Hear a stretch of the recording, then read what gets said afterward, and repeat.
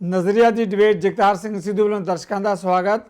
मुल्क के प्रधानमंत्री नरेंद्र मोदी ने कौम को संबोधन करदियां जो 3 लॉकडाउन का जो पीरीयड है खत्म होया 17 मई को होने जा रहा है, उस तो बाद जो चौथा लॉकडाउन शर्तों के नाल शुरू होएगा, उस लैके कौम को किए जाए उपरालियां के बारे जानकारी दी है। ਵੱਖ-ਵੱਖ खेतरों के लिए केवल इन्ना ही नहीं, उन्होंने पिछलियां रियायतों ते छूटां नूं पा के 20 लाख करोड़ रुपए के ओवरऑल पैकेज की गल भी की है। ਵੱਖ-ਵੱਖ चाहे किसानी की गल कर लीए, चाहे मजदूरों की गल कर लीए, चाहे इंडस्ट्री की गल कर लीए, जां जिहड़े होर छोटे कारोबारी ने, इन्हां सारे मुद्दों पर खास तौर पर प्रधानमंत्री ने जिहड़ा सुनेहा दिता है कि हिंदुस्तान आत्मनिर्भर होएगा, दुनिया की एक ताकत बनेगा। और उचेचे तौर पर उन्होंने जोर दिता कि जिहड़ियां स्थानक वस्तां लोकल मेड जिहड़ियां वस्तां हैगियां उन्हां दा सद्दा दिता कि उन्होंने मुल्क वालों अपनाया जाए। आने वाले दिनों के अंदर किस तरह दी चुनौतियों का सामना करना पेगा, ये बारे प्रधानमंत्री का एक अपना नज़रिया, अपनी सोच है, ਵੱਖ-ਵੱਖ तरह की जिदा उन्होंने इस मुद्दे पर प्लैनिंग तैयार की है। पर दूजे पासे विरोधी तरह का यह भी कहना है कि की जो प्रधानमंत्री ने ऐलान किया गया, प्रधानमंत्री का ऐलान जमीनी हकीकतों नाल टुकदा है। इन्हां सारे मुद्दों के पैनल से इस वेले जिहड़े मेरे नाल खास मेहमान जुड़ चुके हैं, सर अमनीक सिंह मान भारतीय जनता पार्टी के बुलारे, रणीता मेहता जी कांग्रेस पार्टी के बुलारे, डॉक्टर अरण मित्रा जिहड़े कि अपने मैडिकल लाइन के एक्सपर्ट या माहर दहानी समाजिक तौर पर भी अपनी एक पहचान रखते हैं। तिन्ने ही मेहमानों को पैनल पर आने लिए अपने दर्शकों वालों जी आखदा वेलकम करदा हैं। मान साहब, पहला ही सवाल मैं तुहाडे तो लैन जा रहा हैं जी। आवाज़ आ रही है मान साहब? हाँ जी, मैं सुन पा रहा हूँ जी। प्रधानमंत्री ने जिहड़ा कल कौम को संबोधन किया है, उहदे खास तौर पर जिहड़ा उन्होंने सुनेहा देने की कोशिश की है, जिहड़े मैं भी कमेंट्स किए है, तुसी उस सुनेहे बारे जिहड़ा मौजूदा संकट वाली परिस्थितियों चो असीं गुजर रहे हैं, किवें देखदे हो इस सुनेहे नूं मान जी?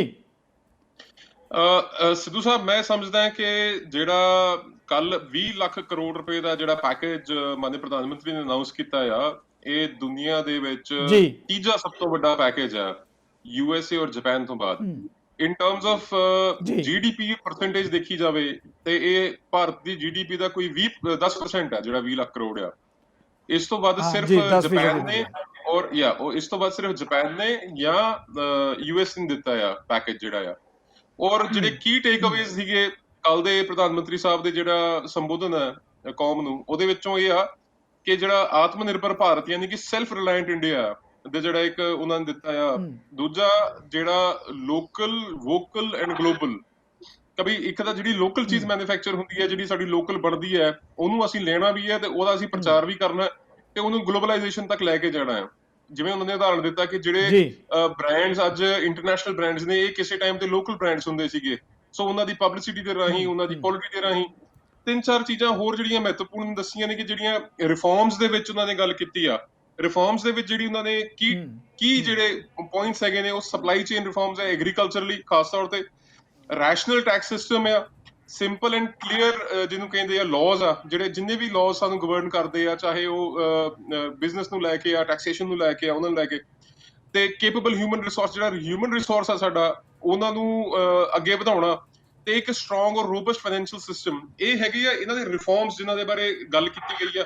ਇਸ ਤੋਂ ਇਲਾਵਾ ਜਿਹੜਾ ਫੋਕਸ ਰਹੇਗਾ ਇਹਨਾਂ ਦੇ ਵਿੱਚ, ਜਿਹੜਾ ਐਲੋਕੇਸ਼ਨ ਜਿਹੜੀ 20 ਲੱਖ ਕਰੋੜ ਰੁਪਏ ਦੀ ਆ, ਉਹ ਫੋਕਸ ਰਹੇਗਾ ਲੈਂਡ ਲੇਬਰ ਲਿਕੁਇਡਿਟੀ ਦੇ ਉੱਪਰ, ਫੋਕਸ ਰਹੇਗਾ ਐਮਐਸਐਮਈ ਦੇ ਉੱਪਰ। ਐਮਐਸਐਮਈ ਮੈਂ ਸਿੱਧੂ ਸਾਹਿਬ ਤੁਹਾਨੂੰ ਦੱਸ ਦੇਣਾ ਚਾਹੁੰਦਾ ਆ, ਇਹ ਇੱਕ ਇਹੋ ਜਿਹਾ ਸੈਗਮੈਂਟ ਹੈ ਇੰਡੀਆ ਦਾ ਜਿਹਦੇ ਵਿੱਚ ਐਨਪੀਏ ਬਿਲਕੁਲ ਨਾ ਬਰਾਬਰ ਆ, ਨਾ ਮਾਤਰ ਆ। ਔਰ ਜਿਹੜਾ ਸਾਡੀ ਇੰਡਸਟਰੀ ਦੀ ਕਵਰੇਜ ਆ, ਕਵਰੇਜ ਐਮਐਸਐਮਈ ਜਿਹੜੀ ਆ, ਉਹ ਟੋਟਲ ਜੀਡੀਪੀ ਦੇ ਵਿੱਚ ਤਕਰੀਬਨ 35% 40% ਐਮਐਸਐਮਈ ਕਵਰ ਕਰਦੀ ਹੈ। ਇੰਪਲੋਇਮੈਂਟ ਫॉर ਪੂਅਰ ਹੈ ਜੀ, ਗਰੀਬਾਂ ਦੀ ਇੰਪਲੋਇਮੈਂਟ ਆ, ਲੇਬਰ ਔਰ ਮਾਈਗ੍ਰੈਂਟਸ ਨੂੰ ਲੈ ਕੇ ਉਹਨਾਂ ਦੇ ਜਿਹੜੇ ਉਹਨਾਂ ਦੇ ਹੱਕ ਹਕੂਕ ਨੇ, ਜਾਂ ਐਮਐਸਐਮਈ ਸੈਗਮੈਂਟ ਦੇ ਜਿਹੜੇ ਵਰਕਰਸ ਨੇ, ਉਹਨਾਂ ਦੀ ਸੈਲਰੀਜ਼ ਨੂੰ ਸਿਕਿਉਰ ਕਰਨਾ, ਉਹਨਾਂ ਦੇ ਫਿਊਚਰ ਨੂੰ ਸਿਕਿਉਰ ਕਰਨਾ, ਐਫੀਸ਼ੀਐਂਸੀ, ਮਤਲਬ ਬਹੁਤ ਸਾਰਾ ਕੁਝ ਹੈ। ਮੈਂ ਅੱਗੇ ਵੀ ਡਿਬੇਟਸ ਤੁਹਾਨੂੰ ਹੋਰ ਅੱਗੇ ਵਿਸਤਾਰ ਨਾਲ ਦੱਸ ਦਾਂਗਾ। ਕਾਟੇਜ ਇੰਡਸਟਰੀ ਆ, ਐਮਐਸਐਮਈ ਆ, ਫਾਰਮ ਲੇਬਰਸ ਆ, ਮਿਡਲ ਕਲਾਸ ਜੀ, ਆਪਾਂ ਡਿਟੇਲ ਚ ਇਹਨਾਂ ਮੁੱਦਿਆਂ ਤੇ ਗੱਲ ਕਰਾਂਗੇ ਜੀ। जी आप मान जी मुड़ के इन्होंने जमीनी हकीकत जुड़े मुद्दों पर भी तुहाडे नाल ਚਰਚਾ 'ਚ ਸਵਾਲ ਲਵਾਂਗੇ। ਹੁਣ ਸਾਡੇ ਨਾਲ ਜਿਹੜੇ ਕਾਂਗਰਸ ਪਾਰਟੀ ਦੇ ਬੁਲਾਰੇ ਨੇ ਮੈਡਮ ਮਹਿਤਾ, ਤੁਸੀਂ ਮਾਨ ਸਾਹਿਬ ਦੇ ਕਮੈਂਟਸ ਵੀ ਸੁਣਿਆ, ਪ੍ਰਧਾਨ ਮੰਤਰੀ ਦਾ ਭਾਸ਼ਣ ਵੀ ਜ਼ਰੂਰ ਸੁਣਿਆ ਹੋਵੇਗਾ। ਕੀ ਇਹ ਸਾਰਾ ਕੁਝ ਜ਼ਮੀਨੀ ਹਕੀਕਤਾਂ ਨੂੰ ਢੁਕਦਾ ਹੈ ਜੋ ਕੁਝ ਹਿੰਦੁਸਤਾਨ 'ਚ ਵਾਪਰ ਰਿਹਾ ਇਹਨਾਂ ਦਿਨਾਂ ਦੇ ਅੰਦਰ? ਮੈਡਮ ਮਹਿਤਾ, ਕੀ ਕਹੋਗੇ? ਦੇਖੋ, ਜਿੰਨੇ ਪੈਕੇजेस ਪਹਿਲਾਂ ਵੀ ਅਨਾਉਂਸ ਕੀਤੇ ਗਏ, ਡਿਕਲੇਅਰ ਕੀਤੇ ਗਏ, ਉਹਨਾਂ ਦੀ ਜ਼ਮੀਨੀ ਹਕੀਕਤ ਕੀ ਸੀ ਸਾਰੀ ਦੁਨੀਆ ਜਾਣਦੀ ਹੈ। 22 ਤੋਂ 23% ਹੀ ਹਕੀਕਤ ਦਿੱਤੀ ਜਾਂਦੀ ਹੈ ਤੇ ਬਾਕੀ ਜਿਹੜਾ 73 ਤੋਂ 75% ਹੈ ਹਵਾਈ ਘੋੜਿਆਂ 'ਚ ਉੜ ਜਾਂਦਾ ਹੈ ਔਰ ਲੱਗਦਾ ਇਹ ਵੀ ਐਵੇਂ ਉੜੇਗਾ। ਮੈਂ ਇਸ ਗੱਲ ਤੋਂ ਸਮਝ ਤੋਂ ਬਾਹਰ ਹੈਗੀ ਹੈ ਕਿ ਵੱਡੇ ਵੱਡੇ ਵਾਅਦੇ, ਵੱਡੇ ਵੱਡੇ ਦਾਅਵੇ ਕੀਤੇ ਜਾਂਦੇ ਨੇ। ਅੱਜ ਮਾਨ ਸਾਹਿਬ ਨੂੰ ਤੇ ਇਹਨਾਂ ਦੀ ਪਾਰਟੀ ਨੂੰ MSME ਯਾਦ ਆ ਗਈ। ਜਦੋਂ ਪਹਿਲਾਂ ਕਰਜ਼ਾ ਮਾਫ ਕਰਨ ਦੀ ਗੱਲ ਆਉਂਦੀ ਹੈ ਤਾਂ 68,000 ਕਰੋੜ ਤੋਂ ਉੱਤੇ ਦਾ ਕਰਜ਼ਾ ਮਾਫ ਉਹਨਾਂ ਦਾ ਕੀਤਾ ਜਾਂਦਾ ਜਿਹੜੇ ਪੈਸੇ ਲੈ ਕੇ ਇੱਥੋਂ ਬਾਹਰ ਭੱਜ ਜਾਂਦੇ ਨੇ। FDI ਨੂੰ 100% ਪ੍ਰਮੋਟ ਕੀਤਾ ਜਾਂਦਾ ਹੈ। FDI ਸਕੈਮ ਨੂੰ ਬਾਰ-ਬਾਰ ਨਾ ਕੇਵਲ ਪ੍ਰਧਾਨ ਮੰਤਰੀ ਬਲਕਿ ਮੁੱਖ ਮੰਤਰੀ ਜਾ ਕੇ ਉਹਨਾਂ ਨੂੰ ਇਨਵਾਈਟ ਕਰਦੇ ਨੇ। ਜਦੋਂ ਤੁਸੀਂ ਇੱਕ ਸਹੂਲੀਅਤ ਬਾਹਰ ਦੀ ਕੰਪਨੀਆਂ ਨੂੰ ਦੇ ਰਹੇ ਹੋ, ਕਿਆ ਤੁਸੀਂ ਆਪਣੀ ਲੋਕਲ ਇੰਡਸਟਰੀਜ਼ ਨੂੰ ਪ੍ਰਮੋਟ ਨਹੀਂ ਕਰ ਸਕਦੇ, ਉਹਨਾਂ ਨੂੰ ਬੜਾਵਾ ਨਹੀਂ ਦੇ ਸਕਦੇ? ਅੱਜ ਸਿਰਫ ਤੁਸੀਂ ਵਾਹਵਾਹੀ ਲੁੱਟਣ ਵਾਸਤੇ, ਸਿਰਫ ਰਹਿਣ ਵਾਸਤੇ ਇਹ ਪੈਕੇजेस ਅਨਾਉਂਸ ਕਰਦੇ ਹੋ, ਪਰ ਜ਼ਮੀਨੀ ਹਕੀਕਤ ਕੀ ਹੈ? ਅਮਲੀ ਜਾਮਾ ਕਦੋਂ ਬਣਾਇਆ ਜਾਂਦਾ ਹੈ? ਜਦੋਂ ਉਹ ਹਵਾਈ ਘੋੜੇ 'ਚ ਤਬਦੀਲ ਹੋ ਜਾਂਦਾ ਹੈ। ਅੱਜ 12 ਕਰੋੜ ਤੋਂ ਉੱਤੇ ਲੋਕ ਆਪਣੀ ਜੌਬ ਖੋ ਚੁੱਕੇ ਨੇ। ਅੱਜ ਗੱਲ ਕੀਤੀ ਹੈਗੀ ਹੈ ਕਿ MSME ਬਹੁਤ ਬੰਦਿਆਂ ਨੂੰ ਰਿਕਰੂਟਮੈਂਟ ਔਰ ਜੌਬਸ ਦਿੰਦੀ ਹੈ। ਕਿ ਅੱਜ ਤੱਕ 6 ਸਾਲਾਂ 7 ਸਾਲਾਂ 'ਚ ਪ੍ਰਧਾਨ ਮੰਤਰੀ ਸਾਹਿਬ ਨੂੰ ਯਾਦ ਨਹੀਂ ਆਇਆ ਕਿ MSME ਬਹੁਤ ਇੰਪੋਰਟੈਂਟ ਹੈ, ਜਿਹਨੂੰ ਕਿ ਲੋਕਡਾਊਨ ਪੀਰੀਅਡ ਤੋਂ ਪਹਿਲਾਂ ਹੀ ਅਸੀਂ ਟੋਟਲੀ ਖਤਮ ਕਰ ਚੁੱਕੇ ਸੀ। ਮੈਨੂਫੈਕਚਰਿੰਗ ਸੈਕਟਰ ਆਲਰੇਡੀ ਮਾਈਨਸ 'ਚ ਚੱਲ ਰਿਹਾ ਸੀ ਲੋਕਡਾਊਨ ਪੀਰੀਅਡ ਤੋਂ ਪਹਿਲਾਂ ਵੀ। ਸਾਡੀ GDP ਦਾ ਕੀ ਹਾਲ ਸੀ? ਸਾਡੀ ਗਰੋਥ ਮਾਈਨਸ 'ਚ ਜਾ ਰਹੀ ਸੀ। ਇਹ ਤਾਂ ਲੋਕਡਾਊਨ ਤੋਂ ਇੱਕ ਹੁਣ ਬਹਾਨਾ ਹੋ ਗਿਆ।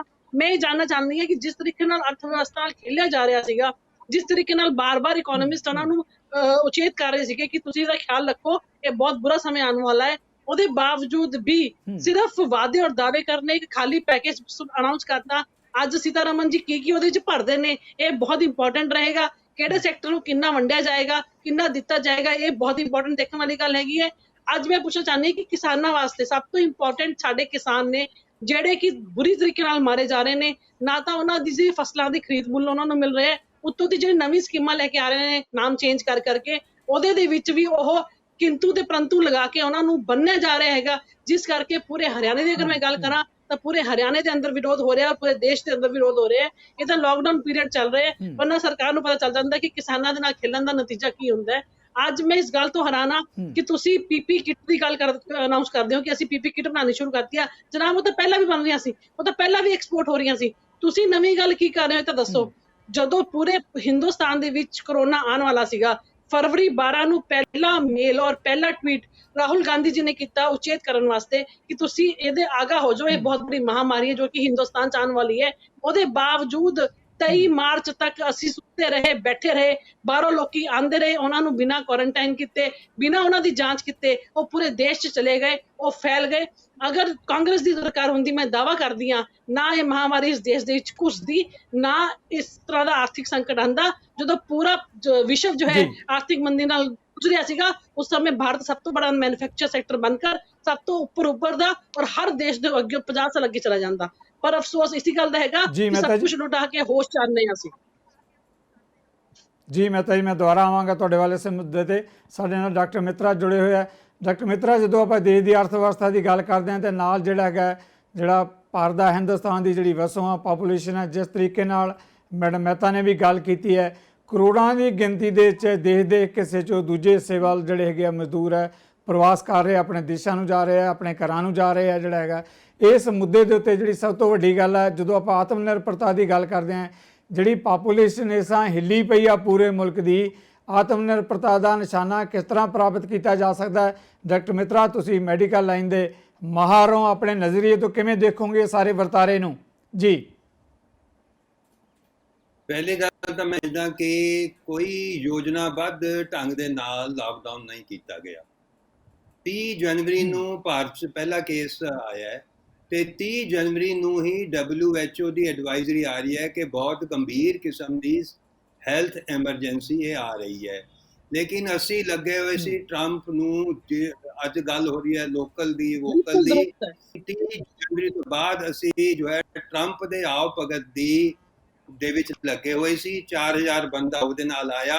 ਪਹਿਲੇ ਗੱਲ ਤਾਂ ਦੱਸਣ ਕਿ ਉਹਨਾਂ ਦੇ ਕਰੋਨਾ ਬਾਰੇ ਟੈਸਟ ਹੋਏ ਜਾਂ ਨਹੀਂ ਹੋਏ।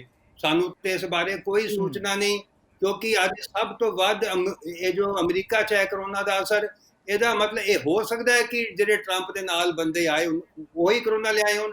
ਤੇ ਸਭ ਤੋਂ ਮਾੜੀ ਹਾਲਤ ਅੱਜ ਅਹਿਮਦਾਬਾਦ ਦੀ ਹੋਈ ਪਈ ਹੈ, ਤੇ ਉਹ ਉੱਥੇ ਆਇਆ ਗਰੀਬਾਂ ਦੀਆਂ ਝੁੱਗੀਆਂ ਛੁਪਾਉਣ ਦੇ ਲਈ ਉੱਥੇ ਦੀਵਾਰ ਖੜੀ। ਉਦੋਂ ਹੀ ਪਤਾ ਲੱਗ ਗਿਆ ਇਹ ਸਰਕਾਰ ਮਤਲਬ ਕਿੱਧਰ ਜਾ ਰਹੀ ਹੈ।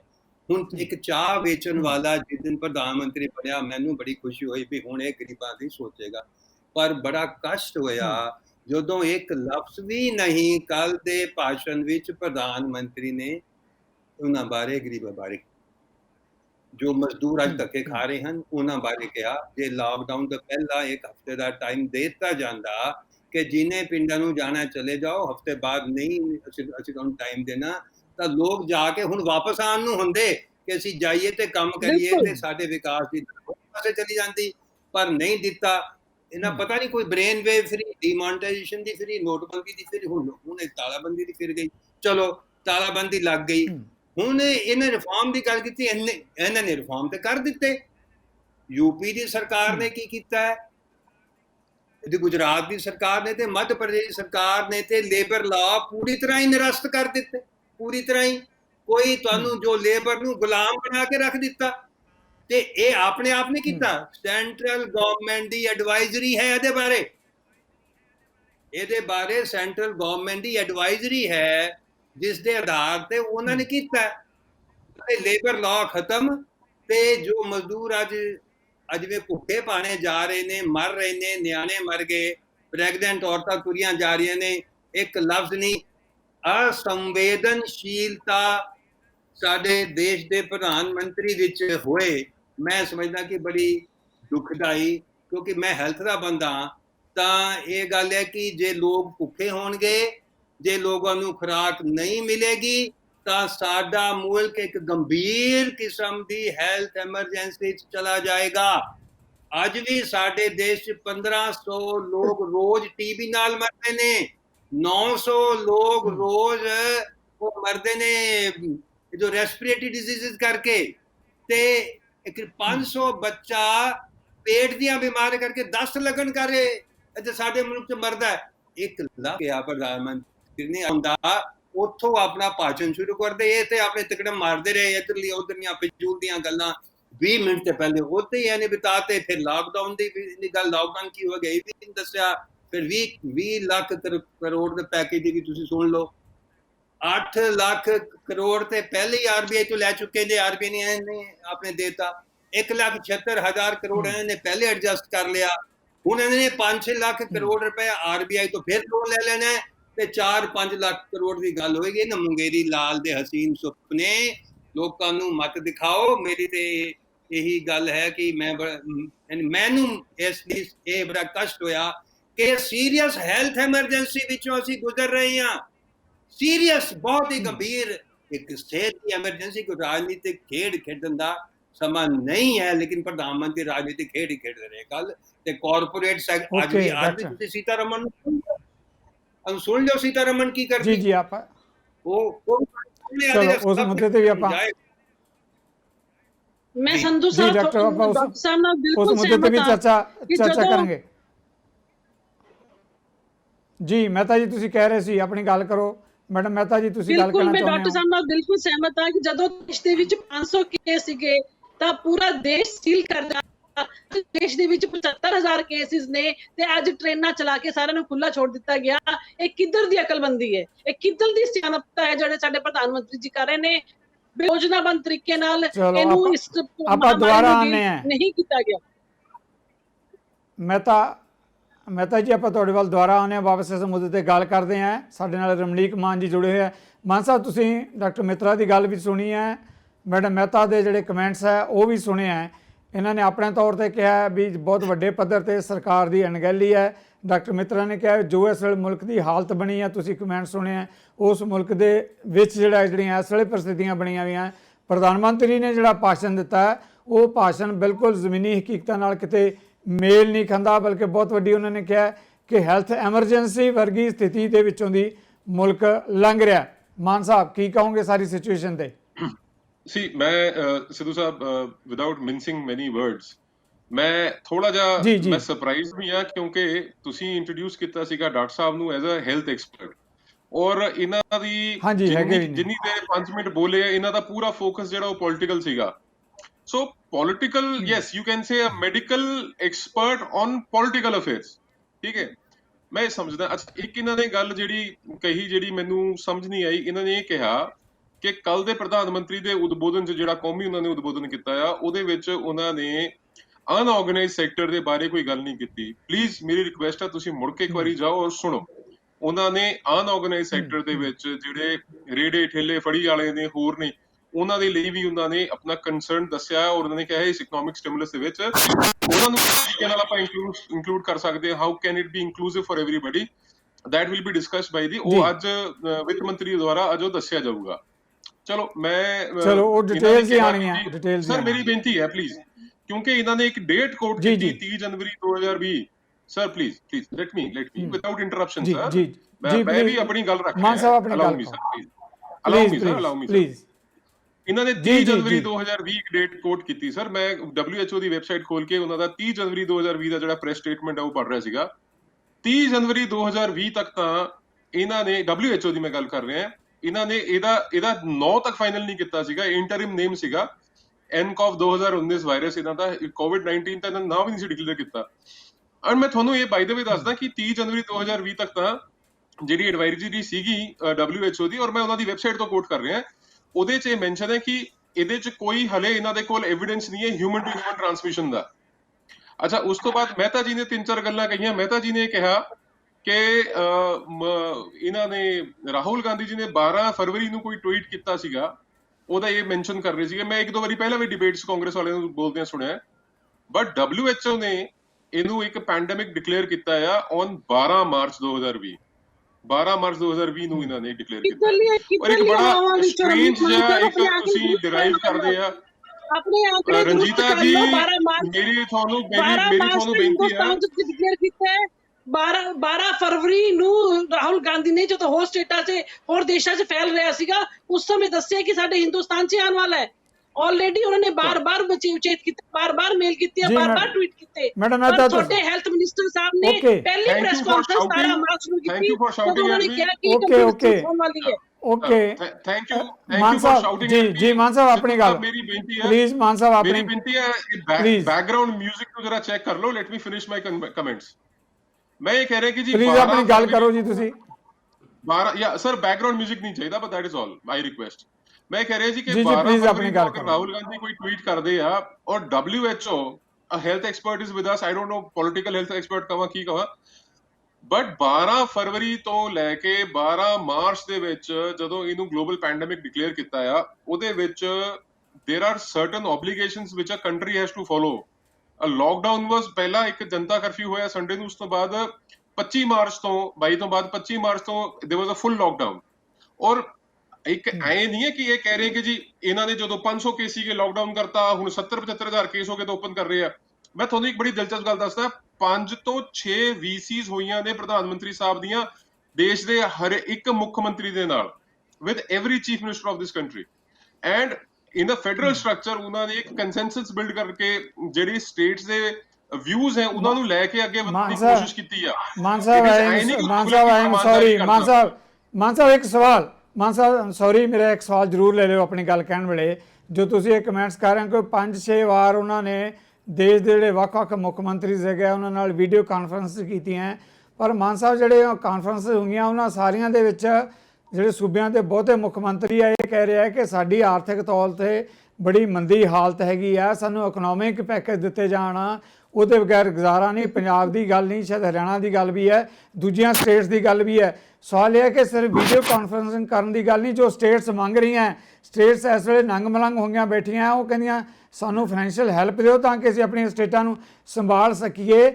ਉਹਦੇ ਬਾਰੇ ਵੀ ਪ੍ਰੈਕਟੀਕਲ ਵਿਊ ਲੈਣ ਦੀ ਜ਼ਰੂਰਤ ਹੈ। ਮਾਨ ਸਾਹਿਬ ਇਹਦੇ ਬਾਰੇ ਵੀ ਗੱਲ ਕਰੋ ਪਲੀਜ਼। ਕਰੈਕਟ ਸਿੱਧੂ ਸਾਹਿਬ, ਮੈਂ ਤੁਹਾਨੂੰ ਇਹ ਦੱਸ ਰਿਹਾ ਜੀ ਕਿ ਕੀਪਿੰਗ ਇਨ ਵਿਊ ਜਿੰਨੇ ਵੀ ਹੁਣ ਤੱਕ ਸਟੇਟਸ ਦੇ ਮੁੱਖ ਮੰਤਰੀ ਸਾਹਿਬਾਨ ਦੇ ਜਿਹੜੇ ਇਹਨਾਂ ਦੇ ਕੋਲ ਸੁਝਾਅ ਆਏ ਨੇ, ਇਕਨੋਮਿਕ ਸਟਿਮੂਲਸ ਪੈਕੇਜ ਹਿੰਦੁਸਤਾਨ ਦੇ ਇਤਿਹਾਸ 'ਚ 10% ਆਫ ਦੀ GDP ਜਿਹੜਾ 20 ਲੱਖ ਕਰੋੜ ਦੇ ਇਕੁਇਵਲੈਂਟ ਹੈ, ਕਦੀ ਨਹੀਂ ਆਇਆ। This is an economic stimulus. ਇਤਿਹਾਸ ਨਹੀਂ ਹੈ ਕਿ ਕਿਸੇ ਇੱਕ ਸਰ ਪਲੀਜ਼ ਕਿਸੇ ਇੱਕ ਸਟੇਟ ਨੂੰ ਇਹਦੇ ਚੋਂ ਮਾਨ ਅਛੂਤਾ ਸਾਹਿਬ। ਰੱਖਿਆ ਜਾਏਗਾ, ਇਹ ਜਿਹਾ ਵੀ ਨਹੀਂ ਹੈ।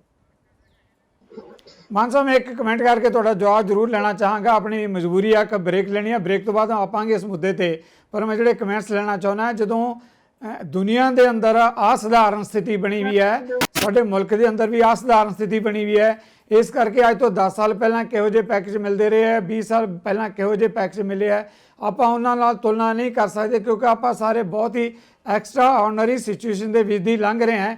ਇਸ ਮੁੱਦੇ ਤੇ ਆਪਾਂ ਗੱਲ ਕਰਾਂਗੇ। ਪਲੀਜ਼ ਹੁਣ ਮੇਰੀ ਮਜਬੂਰੀ ਹੈ ਬ੍ਰੇਕ ਦੀ, ਲੈਣਾ ਇੱਕ ਛੋਟੀ ਜਿਹੀ ਬ੍ਰੇਕ ਤੋਂ ਬਾਅਦ ਇਹਨਾਂ ਹੀ ਮੁੱਦਿਆਂ ਤੇ ਆ ਰਹੇ ਹਾਂ ਵਾਪਸ। ਨਜ਼ਰੇ ਦੀ ਡਿਬੇਟ ਦਰਸ਼ਕਾਂ ਦਾ ਸਵਾਗਤ। ਮੁਲਕ ਦੇ ਪ੍ਰਧਾਨ ਮੰਤਰੀ ਨੇ ਕੌਮ ਨੂੰ ਸੰਬੋਧਨ ਕੀਤਾ ਹੈ।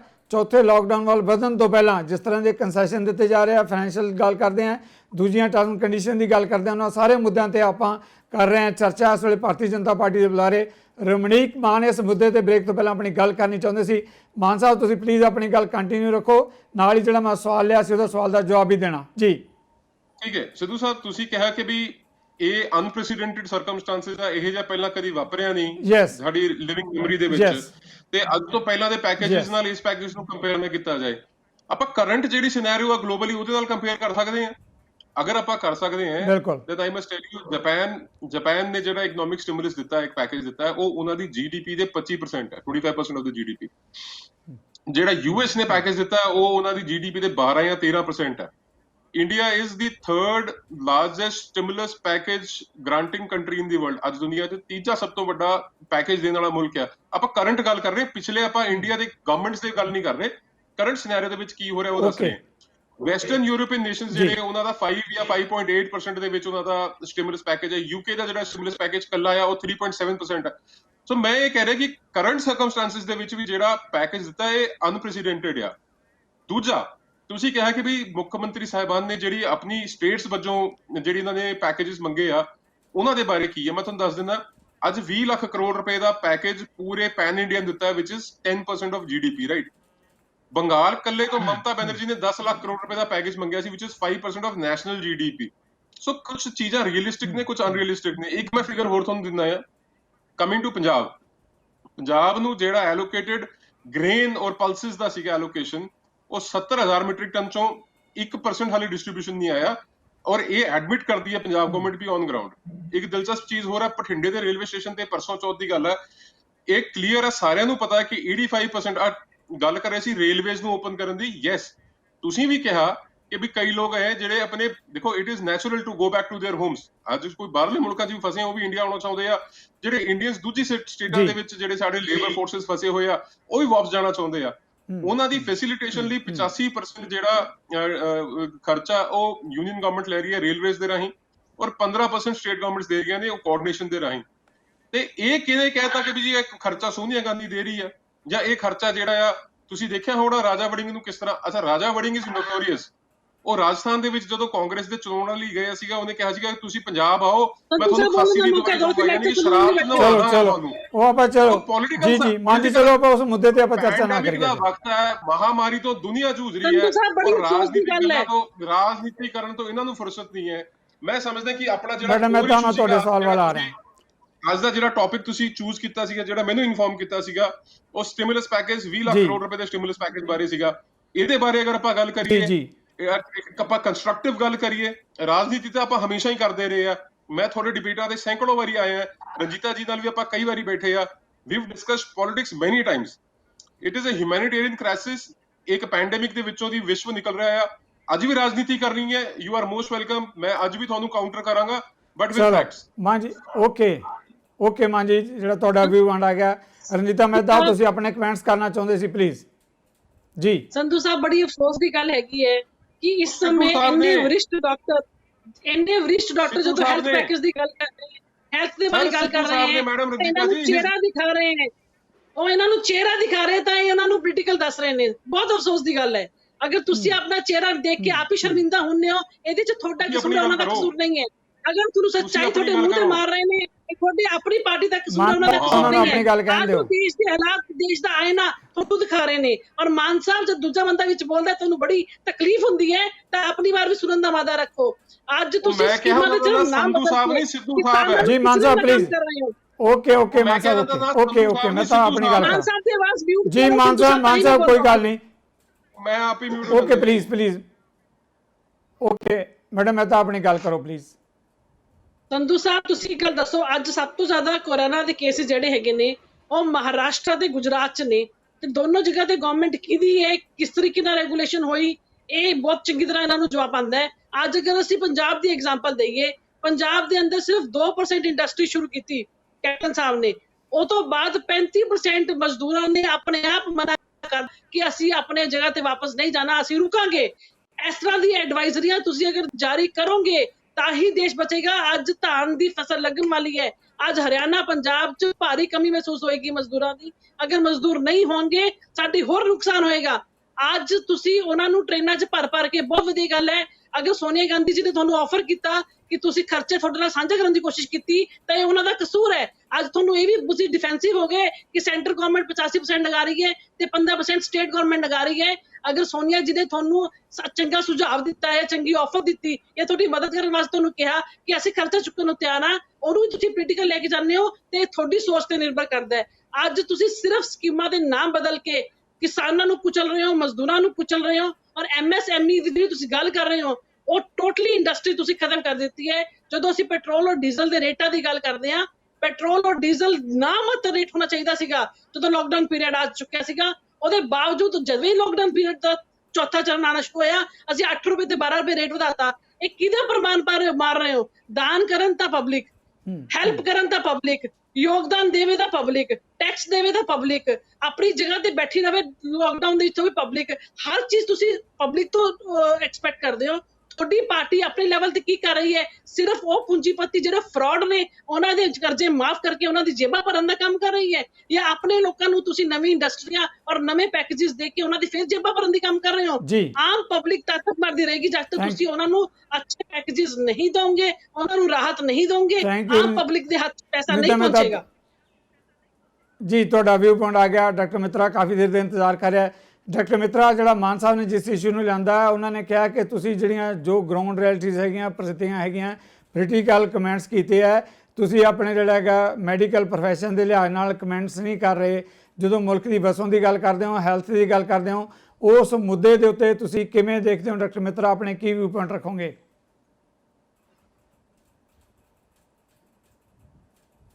ਜੀ ਡਾਕਟਰ ਸਾਹਿਬ।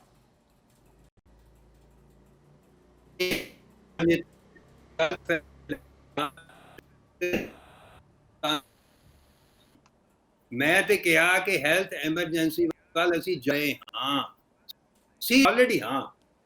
ਕਿਉਂ ਜਾ ਰਹੇ ਹਾਂ? ਇਸ ਲਈ ਜਾ ਰਹੇ ਹਾਂ ਕਿ ਲੋਕ ਭੁੱਖਮਰੀ ਦਾ शिकार हो रहे हैं। प्रधानमंत्री ने कोई संवेदना नहीं कहा जी ये लोग तप कर रहे हैं, जग कर रहे हैं, ये क्या क्या कर रहे हैं, ये कोई संवेदना नहीं। संवेदना होंदी है सीधी गल कहो, ਅਸੀਂ 7,500-8 ਹਜ਼ਾਰ ਰੁਪਏ ਹਰੇਕ ਦੀ ਜੇਬ 'ਚ ਪਾ ਰਹੇ ਹਾਂ ਤਾਂ ਕਿ ਤੁਸੀਂ ਰੋਟੀ ਖਾ ਸਕੋ। ਰੋਟੀ ਖਾ ਸਕੋਗੇ, ਢਿੱਡ ਭਰੇਗਾ, ਤਾਂ ਹੀ ਤੁਹਾਡੀ ਸਿਹਤ ਠੀਕ ਹੋਏਗੀ। ਇਹ ਤੇ ਬੇਸਿਕ ਦੀ ਗੱਲ ਹੈ, ਇਹ ਤੇ ਹੈਲਥ ਦੀ ਗੱਲ ਹੈ, ਠੀਕ ਹੈ। ਦੂਜੀ ਗੱਲ ਇਹ ਹੈ ਕਿ ਵੀ ਜਿਹੜੇ ਹੁਣ ਲੋਕ ਪਿੰਡਾਂ ਨੂੰ ਹੁਣ ਜਾ ਰਹੇ ਨੇ, ਕਿਸ ਤਰ੍ਹਾਂ ਤੜਪ ਰਹੇ ਨੇ, ਬੱਚੇ ਮਰ ਰਹੇ ਨੇ ਰਸਤੇ 'ਚ, ਵੀ ਹੈਲਥ ਨਾਲ ਜੁੜਿਆ। ਪ੍ਰੈਗਨੈਂਟ ਔਰਤਾਂ, ਉਹ ਆਪਣਾ ਬੱਚਾ ਪੈਦਾ ਹੁੰਦਾ ਹੈ ਤੁਰ ਕੇ 1000 ਕਿਲੋਮੀਟਰ, ਫਿਰ ਬੱਚੇ ਨੂੰ ਚੱਕ ਕੇ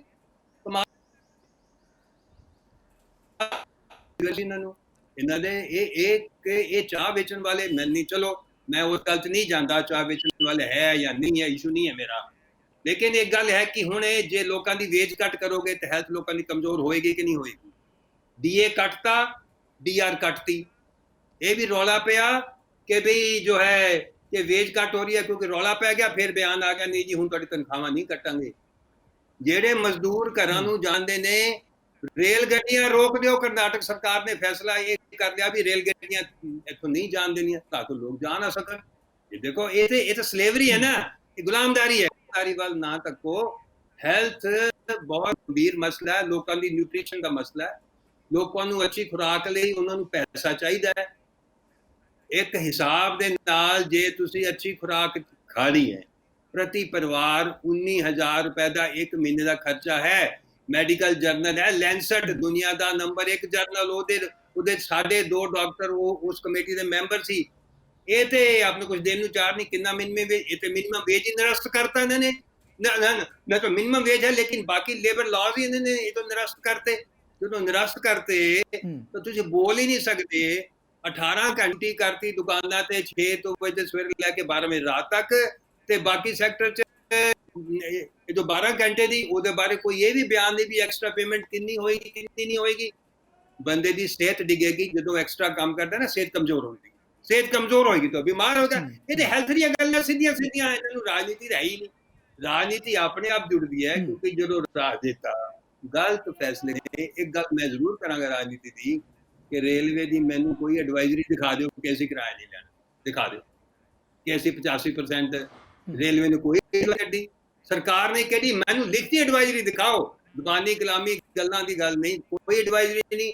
ਸਾਰਾ ਪੈਸਾ ਸਟੇਟਾਂ ਦੇ ਰਹੀਆਂ ਨੇ, ਸਟੇਟਾਂ ਦੇ ਰਹੀਆਂ ਨੇ, ਬੋਝ ਪੈ ਰਿਹਾ ਤੇ ਸਟੇਟਾਂ ਪਹਿਲੇ ਹੀ ਨੰਗ ਮਲੰਗ ਹੋਈਆਂ ਫਿਰਦੀਆਂ ਨੇ। ਇਸ ਹਾਲਾਤ 'ਚ GST ਦਿੱਤਾ ਨਹੀਂ, GST ਦਾ ਡਾਟਾ ਹੀ ਨਹੀਂ ਰਿਲੀਜ਼ ਕੀਤਾ ਇਸ ਮਹੀਨੇ ਦਾ, ਅਪ੍ਰੈਲ ਦਾ, ਤੇ ਦੇਣਾ ਕਿਤੋਂ ਪਿਛਲੇ ਮਾਰਚ ਦਾ ਨਹੀਂ ਦਿੱਤਾ। ਬਹੁਤ ਸਾਰੇ ਉਦਯੋਗਪਤੀਆਂ ਦੇ ਵਗੈਰਾ ਨੇ, ਇੱਕ ਤੇ ਹੈ ਵੱਡਾ ਸੈਕਟਰ, ਉਹ ਵੀ ਸੁਪਰੀਮ ਕੋਰਟ 'ਚ ਬੈਠੇ ਨੇ ਵੀ ਕਿ ਵੀ ਸਾਨੂੰ ਨਾ ਕਹੋ ਕਿ ਮਜ਼ਦੂਰਾਂ ਦੀ ਦਈਏ। MSME ਦੀ ਪ੍ਰੋਬਲਮ ਇਹ ਹੈ ਕਿ ਉਹ ਆਪ ਜੋ ਬਰਾਬਰ ਜੀ ਉਸ ਲਾਈਨ ਤੇ ਹੈ। MSME ਦੀ ਮਦਦ ਕੀਤੀ ਜਾਂਦੀ ਤਾਂ ਕਿ ਉਹ ਮਜ਼ਦੂਰਾਂ ਨੂੰ ਉਹਨਾਂ ਦੀ ਸੈਲਰੀ ਦਿੱਤੀ ਜਾਏ। ਇਸ ਗੱਲ ਬਾਰੇ ਇੰਨੀ ਦੇਰ ਤੋਂ ਮੰਗ ਚੱਲ ਰਹੀ ਹੈ, MSME ਵੱਲੋਂ ਕੁਝ ਨਹੀਂ ਉਹਦੇ ਬਾਰੇ ਬੋਲਿਆ। ਅੱਜ ਸੁਣ ਲਿਓ ਸੀਤਾਰਮਨ ਨੂੰ, ਅੱਜ ਕੱਲ ਇਹ ਤੁਸੀਂ ਆਪੇ ਹੀ ਸੁਣ ਲਿਓ, ਕਿਉਂਕਿ ਸਰਕਾਰ ਦਾ ਖਾਸਾ ਸਾਹਮਣੇ ਦਿਖ ਰਿਹਾ ਸਾਨੂੰ। ਟੋਟਲ ਜੋ ਸਰਕਾਰ ਦੀ ਨੀਤੀਆਂ ਕਾਰਪੋਰੇਟ ਪੱਖੀ ਆ ਰਹੀਆਂ। ਮੈਨੂੰ ਬੜਾ ਅਫਸੋਸ ਹੈ, ਇੱਕ ਸਿਹਤ ਆਮ ਹਰ ਨਾਗਰਿਕ ਦਾ ਮਸਲਾ ਹੈ, ਗਰੀਬ ਦਾ ਵੀ ਹੁੰਦਾ ਹੀ ਮਸਲਾ ਹੈ, ਅਮੀਰ ਦਾ ਮਸਲਾ, ਬੁਨਿਆਦੀ ਅਧਿਕਾਰ ਹੈ ਮਿੱਤਰਾ ਜੀ, ਬੁਨਿਆਦੀ ਅਧਿਕਾਰ ਹੈ। ਇਹ ਗਰੀਬ ਆਮ ਸਾਡੇ ਜੋ ਹੈ 54 ਕਰੋੜ ਮਜ਼ਦੂਰ ਹੈ ਇਸ ਮੁਲਕ 'ਚ। ਛੋਟੇ ਕਿਸਾਨ ਜੋੜ ਲਓ ਤੁਸੀਂ, ਖੇਤ ਮਜ਼ਦੂਰ ਜੋੜ ਲਓ ਤਾਂ 80 ਕਰੋੜ ਦੇ ਲਗਭਗ ਜਾ ਪੈਣਗੇ। ਉਹਨਾਂ ਦੀ ਜੇ ਸਿਹਤ ਹੀ ਨਹੀਂ ਠੀਕ ਹੋਏਗੀ ਤਾਂ ਮੁਲਕ ਕਿਵੇਂ ਵਿਕਸਿਤ ਹੋਏਗਾ। ਮੈਨੂੰ ਇਹ ਗੱਲ, ਸਾਡੇ ਮੁਲਕ 'ਚ 4.5% ਲੋਕ ਹਰ ਵੇਲੇ ਹਸਪਤਾਲ 'ਚ ਦਾਖਲ ਹੁੰਦੇ ਨੇ, ਉਹ ਤੇ ਕੰਮ ਹੀ ਨਹੀਂ ਕਰ ਸਕਦੇ। ਉਹਦਾ ਕਾਰਨ ਇਹ ਹੈ ਕਿ public health care system develop ਹੀ ਨਹੀਂ ਕੀਤਾ। 1% ਸਾਰਾ ਬਜਟ ਹੈ GDP ਦਾ, ਉਸ ਤੇ ਐਕਸਪੈਂਡੀਚਰ 6% ਹੋਏਗਾ ਤਾਂ ਕੁਝ ਹੋ ਸਕਦਾ ਹੈ। 1% ਬਜਟ ਤੁਸੀਂ ਦੇ ਕੇ ਡਾਕਟਰ ਮਿੱਤਰਾ ਆਪਾਂ ਜਵਾਬ ਲੈਣੇ ਆ। ਓਕੇ ਡਾਕਟਰ ਮਿੱਤਰਾ, ਥੈਂਕ ਯੂ ਵੈਰੀ ਮਚ। ਆਪਾਂ ਮਾਨ ਸਾਹਿਬ ਤੋਂ ਜਵਾਬ ਲੈਣੇ ਆ ਇਸ ਮੁੱਦੇ ਤੇ। ਮਾਨ ਜੀ, ਜਿੱਦਾਂ ਦੀਆਂ ਪ੍ਰਸਿੱਧੀਆਂ ਬਣੀਆਂ, ਤੁਸੀਂ ਡਾਕਟਰ ਮਿੱਤਰਾ ਨੂੰ ਸੁਣਿਆ, ਉਹਨਾਂ ਨੇ ਕਿਹਾ ਵੀ ਸਥਿਤੀ ਤਾਂ ਇਹ ਬਣੀਆਂ, ਤੁਸੀਂ ਕਹਿ ਰਹੇ ਹੋ ਕਿ ਮਜ਼ਦੂਰਾਂ ਦੀ ਗੱਲ ਕੀਤੀ ਹੈ, ਪ੍ਰਧਾਨ ਮੰਤਰੀ ਨੇ ਰੇਹੜੀ ਵਾਲੇ ਦੀ ਗੱਲ ਕੀਤੀ ਹੈ, ਹੋਰ ਨਿੱਕੇ ਨਿੱਕੇ ਕੰਮ ਧੰਦੇ ਕਰਨ ਵਾਲਿਆਂ ਦੀ ਗੱਲ ਕੀਤੀ ਹੈ, ਬਿਲਕੁਲ ਗੱਲ ਕੀਤੀ ਹੈ। ਮੈਂ ਵੀ ਪ੍ਰਧਾਨ ਮੰਤਰੀ ਦੇ ਭਾਸ਼ਣ ਨੂੰ ਬੜੇ ਧਿਆਨ ਨਾਲ ਸੁਣਿਆ। ਪਰ ਡਾਕਟਰ ਮਿੱਤਰਾ ਜਿਹੜੀ ਕਹਿ ਰਿਹਾ ਗੱਲ, ਕਿ ਬੇਸਿਕ ਤੌਰ 'ਤੇ ਵੱਡੀ ਗੱਲ ਇਹ ਹੈ ਕਿ ਮਜ਼ਦੂਰਾਂ ਦੇ ਜੀਵਨ ਨਿਰਵਾਹ ਦੇ ਲਈ ਕੋਈ ਇਹੋ ਜਿਹਾ ਫੈਸਲਾ ਨਹੀਂ ਕਿ ਉਹਨਾਂ ਨੂੰ ਘੱਟੋ ਘੱਟ ਜਿਹੜੀ ਇੰਨੀ ਵੱਡੀ ਘਬਰਾਹਟ ਹੋ ਰਹੀ ਹੈ ਮਜ਼ਦੂਰਾਂ ਦੇ ਅੰਦਰ ਕਿ ਉਹਨਾਂ ਨੂੰ ਨਾ ਤਾਂ ਸਰਕਾਰਾਂ ਦੇ ਉੱਤੇ ਭਰੋਸਾ ਰਿਹਾ, ਨਾ ਸਨਅਤਕਾਰਾਂ 'ਤੇ ਭਰੋਸਾ ਰਿਹਾ। ਮਾਨ ਸਾਹਿਬ ਜਿਹੜਾ ਹੈਗਾ 1000 ਕਿਲੋਮੀਟਰ ਸਫ਼ਰ ਤੈਅ ਕਰਕੇ, 500 ਕਿਲੋਮੀਟਰ ਸਫ਼ਰ ਤੈਅ ਕਰਕੇ, ਜਿੱਦਾਂ ਡਾਕਟਰ ਮਿੱਤਰਾ ਵੀ ਨੇ ਦੱਸਿਆ, ਹਜ਼ਾਰਾਂ ਦੀ ਗਿਣਤੀ 'ਚ ਲੋਕ ਸੜਕਾਂ 'ਤੇ ਮਰ ਰਹੇ ਨੇ, ਲੋਕ ਰੇਲਾਂ 'ਤੇ ਕੱਟੇ ਜਾ ਰਹੇ, ਤੁਰੇ ਵੇ ਹਜ਼ਾਰਾਂ ਦੀ ਗਿਣਤੀ ਦੇ ਵਿੱਚ। ਇਹ ਜਿਹੜੀ ਬੇਭਰੋਸਗੀ ਪੈਦਾ ਹੋਈ ਹੈ, ਇਹ ਬੇਭਰੋਸਗੀ ਕਿਵੇਂ ਟੁੱਟੇਗੀ? ਇਹ ਚਾਹੁੰਦੇ ਆ ਮੁਲਕ ਦੇ ਪ੍ਰਧਾਨ ਮੰਤਰੀ ਵੱਲੋਂ ਕਿ ਕਮ ਸੇ ਕਮ ਜਿਹੜੀ ਆਪਾਂ ਗੱਲ ਕਰਦੇ ਨੇ ਕਿ ਪਟੜੀ ਜਿਹੜੀ ਹੈਗੀ ਹੈ, ਗੱਡੀ ਲੀਹ 'ਤੇ ਆਈ, ਗੱਡੀ ਲੀਹ 'ਤੇ ਤਾਂ ਹੀ ਆਏਗੀ ਜੇ ਜਿਹੜੇ ਕਰੋੜਾਂ ਜਿਹੜੇ ਮਜ਼ਦੂਰ ਹੈਗੇ ਆ, ਉਹ ਮੁੜ ਕੇ ਉਹਨਾਂ 'ਚ ਭਰੋਸਗੀ ਪੈਦਾ ਹੋਏਗੀ ਕਿ ਦੇਸ਼ ਸਾਡੇ ਵਾਸਤੇ ਹੈ। ਇਹ ਨਹੀਂ ਕਿ 8 ਘੰਟੇ ਦੀ ਥਾਂ, ਜਿੱਦਾਂ ਮਿੱਤਰਾ ਕਹਿ ਰਿਹਾ, 12 ਘੰਟੇ ਤਨਖਾਹ ਉਹਨਾਂ ਦੀ ਕੱਟੀ ਜਾਏ, ਉਹਨਾਂ ਦੇ ਖਾਣ ਪੀਣ ਦਾ ਕੋਈ ਪ੍ਰਬੰਧ ਨਹੀਂ। ਇਹ ਸਾਰੇ ਮੁੱਦੇ ਆ ਮਾਨ ਸਾਹਿਬ, ਜਿਨ੍ਹਾਂ ਮਾਮਲਿਆਂ ਤੇ ਲੋਕ ਜਾਣਨਾ ਚਾਹੁੰਦੇ ਆ। ਜੀ ਮਾਨ ਸਾਹਿਬ। ਸਿੱਧੂ ਸਾਹਿਬ, 2-3 ਕਲੈਰੀਫਿਕੇਸ਼ਨਸ ਪਹਿਲਾਂ ਮੈਂ, ਠੀਕ ਹੈ, ਮਿੱਤਰਾ ਜੀ ਨੇ, ਡਾਕਟਰ ਸਾਹਿਬ ਨੇ ਸ਼ੁਰੂ ਕੀਤਾ ਕਿ ਚਾਹ ਵਾਲੇ ਨੇ ਕੀ ਕੀਤਾ ਤੋਂ ਲੈ ਕੇ ਪ੍ਰਧਾਨ ਮੰਤਰੀ ਤੋਂ ਬਾਅਦ ਇਹਨਾਂ ਨੇ ਸਿਹਤ ਵਜੋਂ ਕੰਸਰਨਸ ਆਪਣੇ ਦੱਸੇ ਆ। ਮੈਂ ਕੋਸ਼ਿਸ਼ ਕਰਾਂਗਾ ਕਿ ਜਿੰਨੇ ਕਿ ਮੈਨੂੰ ਮੈਂ ਨੋਟ ਕੀਤੇ ਆ ਮੇਰੇ ਧਿਆਨ 'ਚ, ਤੇ ਮੈਂ ਹਰ ਇੱਕ ਪਹਿਲੂ ਨੂੰ ਐਡਰੈਸ ਕਰਨ ਦੀ ਕੋਸ਼ਿਸ਼ ਕਰਦਾ ਹਾਂ। ਪਹਿਲੀ ਚੀਜ਼, 26 ਮਾਰਚ ਨੂੰ ਜਦੋਂ ਨਿਰਮਲਾ ਸੀਤਾਰਮਨ ਜੀ ਨੇ 1,75,000 ਕਰੋੜ ਦਾ ਜਿਹੜਾ ਪਹਿਲਾ ਸਟਿਮੂਲਸ ਪੈਕੇਜ ਹੈ ਪ੍ਰਧਾਨ ਮੰਤਰੀ ਗਰੀਬ ਕਲਿਆਣ ਯੋਜਨਾ ਦਾ ਜਦੋਂ ਅਨਾਉਂਸ ਕੀਤਾ ਸੀਗਾ, ਉਹਦੇ 'ਚ 30 ਜੂਨ ਤੱਕ ਜਿਹੜਾ ਡਿਫਾਈਨਡ ਰਾਸ਼ਨ ਸੀਗਾ, ਉਹਦੇ 'ਚ ਐਡੀਸ਼ਨਲ ਰਾਸ਼ਨ ਜਿਹੜਾ ਆ ਉਹ ਉਹਨਾਂ ਨੇ ਅਨਾਉਂਸ ਕੀਤਾ ਸੀਗਾ ਕਿ ਦਿੱਤਾ ਜਾਊਗਾ।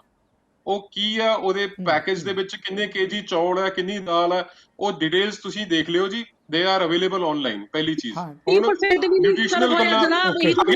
ਅਗੇਨ ਬੈਕਗ੍ਰਾਉਂਡ 뮤직 ਪਲੀਜ਼ ਰਿਲੈਕਸ, ਆਪਣੀ ਵਾਰੀ 'ਚ ਬੋਲਿਓ ਜੀ। ਓਕੇ ਮਾਨ ਜੀ, ਪਲੀਜ਼ ਮਾਨ ਜੀ ਆਪਣੀ ਗੱਲ ਕਰ ਲਓ, ਕੋਈ ਨਹੀਂ।